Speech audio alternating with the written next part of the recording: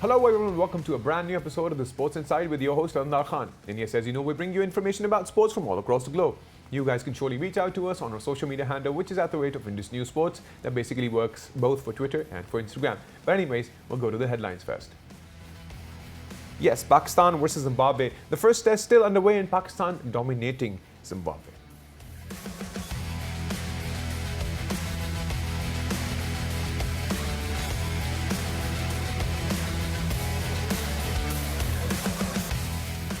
And yes, from the world of golf, yes, Welspur Championship still underway and Keegan Bradley went bogey-free to lead at the event.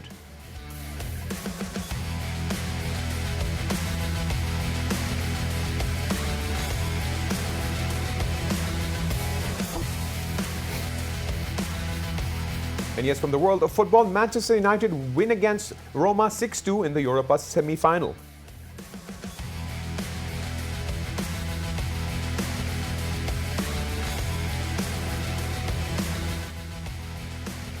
And yes, from the world of NFL, Trevor Lawrence selected by Jacksonville Jaguars in an NFL Draft 2021.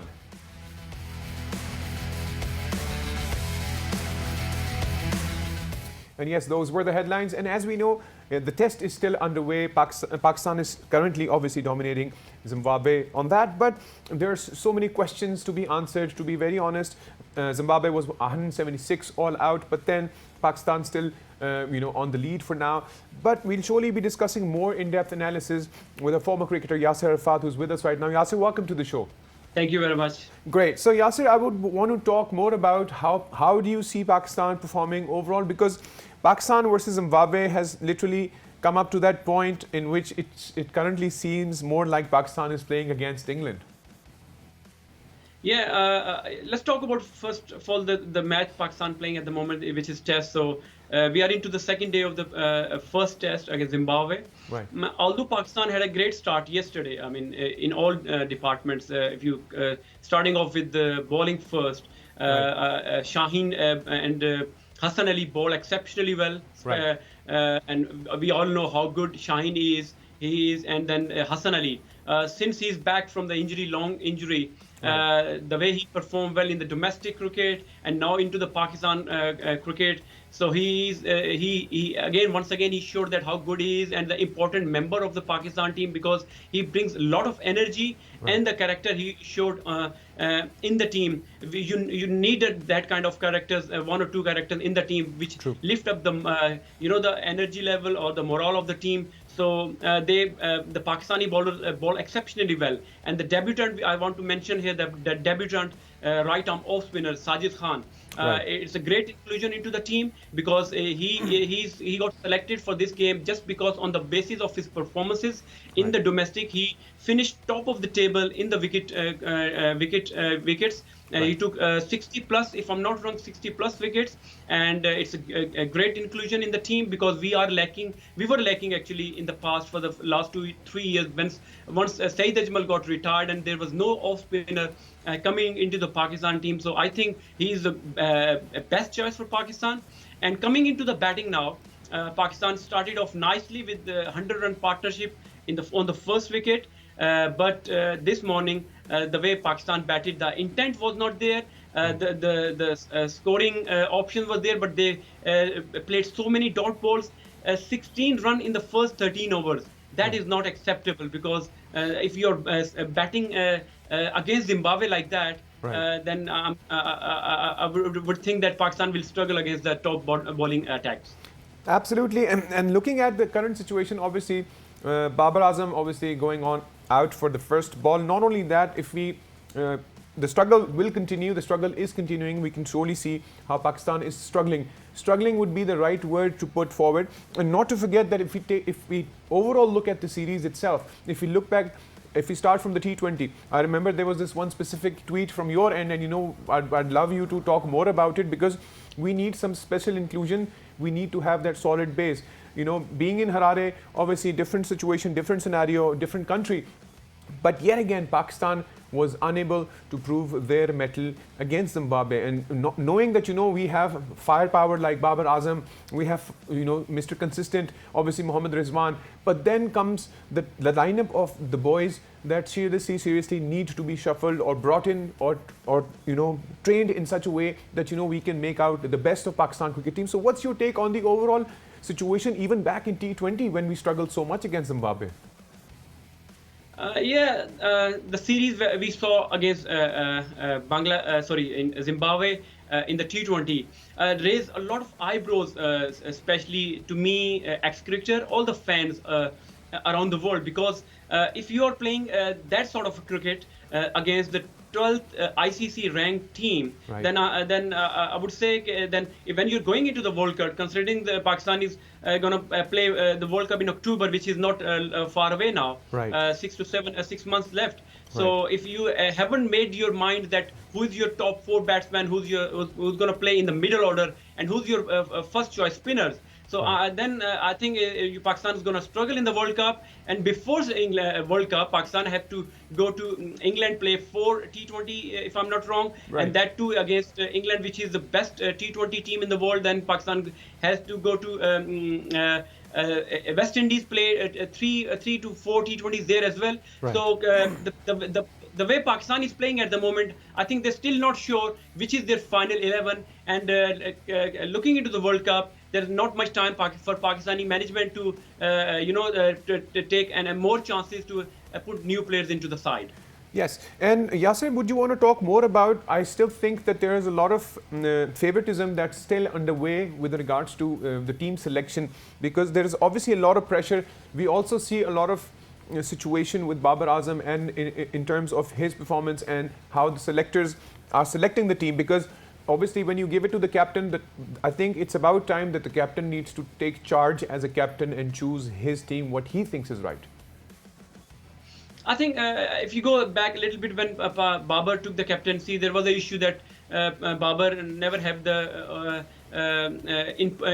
input in the final 11. But a recent interview from Babar Azam that he was clearly mentioned there that he had the say in that final 11 because he's the captain, he's in charge of Pakistan team, and he's the one who's gonna lead the side on the field. So I think that is more clear now. But talking about the selection policy, I think still it's not the today's problem. If you go back in the past, there is always liking and disliking in the Pakistani setup. But obviously the team management, they are the best people, they are the best judge there.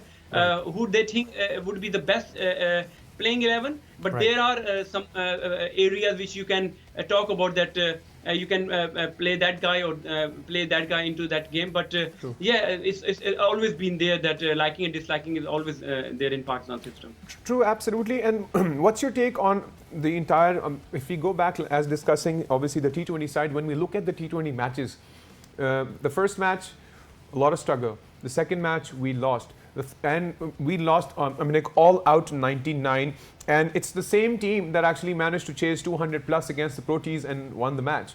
So how can we come up to a point of being a consistent team, a consistent batting lineup? And obviously the bowling side, we still have a lot of hopes. As you mentioned that, Hassan Ali is obviously proving his worth as, an asset, and not only him, but obviously Shaheen Shah himself. But the point is, we still have that minimalistic middle order issue in terms of the batsmen. How can we come to a point where we can actually solve this?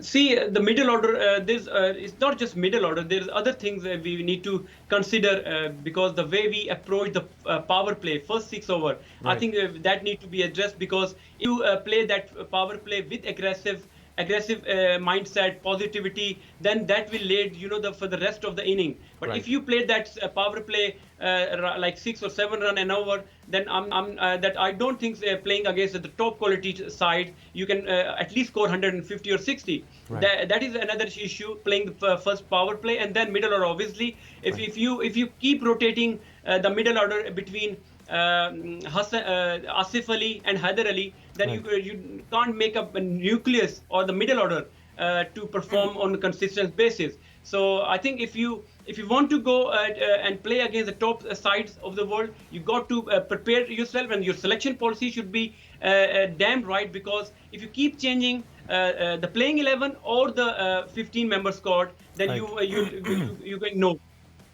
So I hope that we eventually manage that, because I think, as you mentioned, we have a very little time left in terms of the World Cup itself. It all depends on how it would be, it would happen, because to be very honest, in terms of the COVID situation right now in India, it's very the outbreak is going to another level. So we don't really know how it's going to happen, or what things will be developing in the future with regards to the World Cup. But yet again, at least we need to have our homework and our playing 11 ready, and a consistent team that we can continue practicing and going forward with. Yeah, I mean, talking about the World Cup, there's only 6 months left into the World Cup, but the ICC just mentioned, I think 2-3 days ago, that they have a plan B, which if the Corona situation is not getting better in India, then they will take that World Cup into the Dubai, and Right. there is an option that they can have that World Cup in Dubai. But again, the conditions, the pitches, and all Pakistan have a lot of experience playing in Dubai. If that not happen in India, Right. but again, I would say again here, if Pakistan want to do well in the World Cup, they should stick to their 14 to 15 players from now onward, because there's only 10 to 12 games left for Pakistan before going into the World Cup. If they still keep changing this final 11 or this side, then you can't make a good nucleus when you come up against one of the best sides in the world. True, and it's more of a blessing, to be honest. When we talk about the pluses, obviously we still have hope with Babar Azam or Mohammad Rizwan to begin with. But yes, we can't completely rely on just 1, 2, 3 individuals in terms of batting, because if we look back into even the first T20, if you remember, it was pretty much Mohammad Rizwan playing his part, and I think he's been very consistent with his batting lineup. But the point is, I think it's about time we need to address the entire situation, because we can't rely on a team that is instantaneously changing. Yeah, you rightly said that Rizwan is Mr. Consistent at the moment for Pakistan in all the formats, whether it's T20, Test, or one-day cricket. Right. Since his inclusion last year, when he was got selected to play for Pakistan in England, since then until now, he's performing for Pakistan. The two inning against Zimbabwe, he played 82 not out and 91. I think that was the key for Pakistan winning those matches and winning the series. Right. And I congratulate him for becoming coming into the top 10 T20 batters today. That he's after Babar Azam, he's number one or number two T20, and he became number 10. Right. And yeah, you're right that you can't win the games with 1 or 2 good performances. You got to have players like 5 to 6 players chipping into the like if you're bowling or batting, but 1 or 2 good performances can't win you the games. Absolutely, Yasir. Well, thank you so much for being a part of the show and sharing your input with regards to the world of cricket. Thank you very much. Thank you. So yes, that's Yasir, and obviously his experience with regards to the cricket itself. Obviously, he's been a cricketer himself. He knows how it works, and obviously he's upset. And not only as a cricketer, but I think we need to come to a conclusive side on selecting the right team. But anyways, guys, we'll take a quick break, and once we get back from the break, there is more sports coming up your way. See you guys after the break.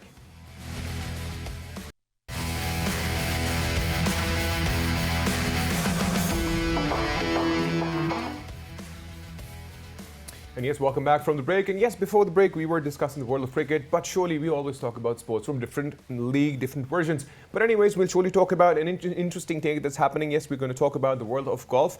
And with regards to that, we'll be talking about World Championship that's underway. And Keegan Bradley is actually leading it. So obviously to discuss the in-depth analysis of how it's actually flowing right now, we have with us Martin Matthew, who actually runs the respected Sun Dogs of Golf World. He's with us right now. Martin, welcome to the show. Good morning, Alamdar. Thank you, and great to be on. Great. So, Martin, would you surely give us an in-depth analysis of how exactly is the World Championship currently flowing? Obviously, Keegan Bradley is surely at the lead for now, and obviously we surely can see that it's not the first or the second day that actually decides what's truly going to happen. But what's your take on the current scenario of the championship? Thanks, Alamdar. Yeah, it was a fascinating first day yesterday. Keegan Bradley He's a proven champion, a former PGA champion, four-time winner on the tour, and he showed his best stuff yesterday. Went round in 64, bogey-free. Usually his weakness is his putter, but yesterday he holed over 100 feet worth of putts, so every part of his game was working. Tee to green, which is normally his strength, was on fire as well. So he brought some good form in here. That's the interesting thing. And what you often see with this event is that players who have been playing well coming in tend to follow that through here, because it's a course that really tests all part of the game. So it's not a course you tend to find form from nowhere on. And Bradley, he was fifth at the Zurich last week in the pairs event.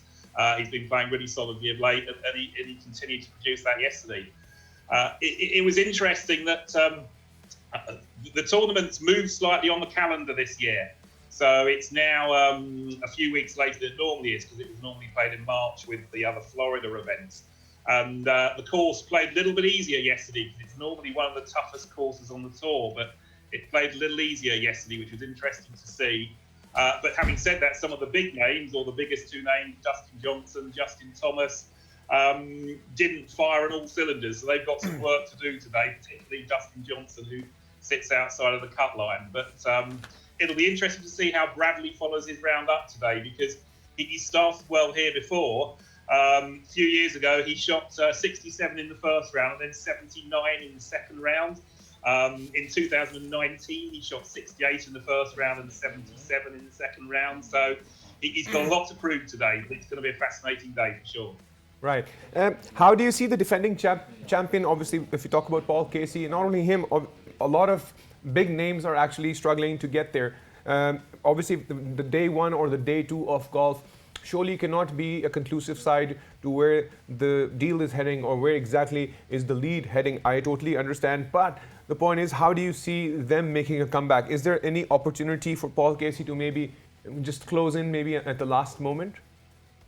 Absolutely. I mean, Paul Casey shot 3 under yesterday, so he's only 4 out of the lead, and that has him pretty handily placed. So he was out in the morning yesterday, so he'll be playing in the slightly tougher afternoon conditions today, when the course tends to sort of firm up a little bit if the breezes pick up a bit. But I suspect that Bradley might struggle to keep his momentum going to the same level. So you may well find that the lead at the end of day 2 is pretty similar to round where the score Bradley is at now, maybe sort of 8, possibly going to 9 under. But from that point of view, if Casey can shoot another 3 under, say, he would only be 2 or 3 off the lead. Slightly different story for Dustin Johnson, and who's back on level par. He's been struggling with his game a bit coming in of late. Obviously missed the cut on his Masters defence, and hasn't sort of posted a top 10 now for a couple of months. So he needs to. He's got the morning conditions today, so he needs to come out firing all cylinders. But as you say, you don't win or lose the tournament on the first or second day, but obviously you've got to be there or thereabouts going into the weekend. Right. So how do you generally define the situation with regards to the climate? Let's talk about getting into the climate side of the Copperhead course, because that's exactly where it's happening. So what's your take on the weather-like situation, and specifically because of those who've practiced the course, how much edge do they have? And maybe that is probably one of the reasons they may get that slight edge in the last very moment while winning. Absolutely. I mean, climate, as I say, you touched on an interesting thing there, Anand. Like I mentioned, the event has moved slightly this year, only by 6 weeks or so, 4 to 6 weeks, but that's enough to make it a bit more humid. Maybe the green's not quite as firm, and also the rough not quite as long. So that's maybe why we saw some slightly easier scoring yesterday than we have done in more recent years here. But there's no doubt that it's going to be warm, it's going to be sticky, temperatures are going to hit the 90s, and obviously players who are used not just to this course and coming here year on year, but also to those sticky Florida conditions are going to be comfortable here. So, but course experience definitely counts for something here. This is quite rare of an event that you see a player come and win here who's never played here before. So Bradley has good experience here. Obviously, Casey, until he won it in 2018 for the first time, had played here 3 times before and hadn't played particularly well, but he had got some good experience. And obviously, players like him, Ryan Moore, who is in second place, has a lot of good experience, past form here. So those sort of players will certainly have a bit of an edge to those playing it for the first time. Right. Besides that edge, obviously, as you mentioned, there's a slight bit of change of timing when it comes to the event itself.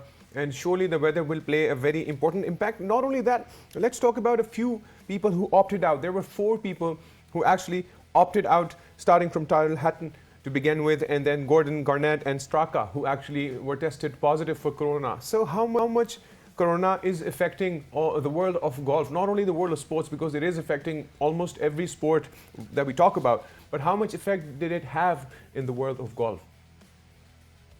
Well, obviously, it's been massive. I mean, it's affected. I mean, it goes without saying it's been a huge impact to the world full stop. But if we focus on the world of golf for a second, of course, the PGA Tour ground to a halt pretty much this time last year. In fact, this tournament was the first tournament to be cancelled completely. So they were hit financially. They were sort of in worse boat than everyone because they had got everything ready in preparation for the tournament, started erecting all the grandstands and what have you, and they were the first event cancelled. So, but I should say, since the tour came back, the PGA Tour, and there was some golf in Europe as well, of course, but focusing on the PGA Tour, since it came back in June last year, they've done an absolutely fantastic job to keep it going.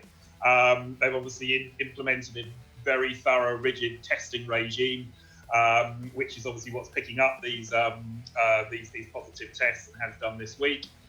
They've had sort of a player bubbles and what have you, so that obviously everything was restricted from a movement point of view. Right. And they kept it going without fans initially, and obviously fans now coming back. But it's had a huge impact. And last week, just to add, Alan, last week there was a lot of fans at the Zurich. And all of the people who tested positive this week played at the Zurich last week. So I'm guessing that's something that's been picked up from there, unfortunately. But if we talk about Zurich Classic, even when we talk about golf is obviously not more of a contact sport to begin with. Let's take it that way. Even though I understand the biosecure bubble that most of the players get into, just to ensure that there's not much of the transfer of the virus itself. Because I think, because I've spoken to a few golfers on the show as well, so as per their opinion, they still think that obviously golf not being that contact sport, we still do not have that strict rules when it comes to the biosecure bubble. What's your take on that? Yeah, absolutely. And of course, there's been a lot of discussions, the bigger picture from the point of view of whether golf should have carried on just as a recreational sport for, the everyday man and woman through this process. I mean, here in England, golf only returned on a social basis in March. So, whereas in America, I believe, and I'm not a complete expert, of course, on American general rules, but it's continued through. But yes, you're quite right. It's an outdoor sport. The contact's minimal. What's interesting, though, and talking about the bubbles, is of course as the rollout of the vaccine has come through and maybe the situation's got more under control, I think the players are sort of out and about more. So last week, obviously, at the Zurich Classic, it was New Orleans, players out dining in restaurants and what have you. So it's quite possible, and I'm obviously this is speculation, Alan, but it's quite possible any infections, positive tests, if you like, have come as a result of the socialising outside of the course rather than inside the boats or on the grounds. So yeah, let's hope for the best, Martin, that this virus we all get over with this virus, because I think we all, as athletes, sportsmen and sports people, not only us normal human beings, are really tired of this virus. But anyways, thank you so much for your input with regards to the world of golf. We'll surely have you again soon. Thank you very much. Thank you, Anandar. Thanks. Lovely to talk to you. Great. So that was an analysis of what's really happening. And surely we also talked not only the championship itself, but we also talked about the situation scenario with regards to the corona situation. But anyways, let's go on to the next news, which is from the world of football. Yes, I'm going to talk about the Europa League semi-final, one of the most interesting matches you would have seen. Yes, Manchester United managed to score 6 and Roma obviously lost 6-2. So this is super interesting, and obviously Cavani managed to score 2 goals and Bruno Fernandes actually scored 2 goals as well. So I think it's a super interesting journey for Manchester United, and Paul Pogba actually, his handball allowed Lorenzo to equalize. But ultimately the point is 6-2. I don't think in the history we've seen this amount of scoring in terms of a semi-final. And Roma are the first Italian side to ship 6 goals in a semi-final of a Europa League, which is super interesting. And Greenwood has scored 27 goals for Manchester United in all competitions. So I think a big round of applause for Manchester United's victory, because I think it's super interesting, them heading with a bang 6-2. And not to forget that they have the second match on May 2nd against Liverpool. That is going to be really, really interesting, because when it comes to Manchester United, I think there's a big, competition when it comes to Manchester United versus Liverpool. So we surely are looking forward to that, and we'll surely cover that as well for you guys. Anyways, this was from the world of football. I'll quickly jump over to the world of NFL. Yes, Trevor Lawrence is selected by Jacksonville Jaguars in the NFL Draft 2021.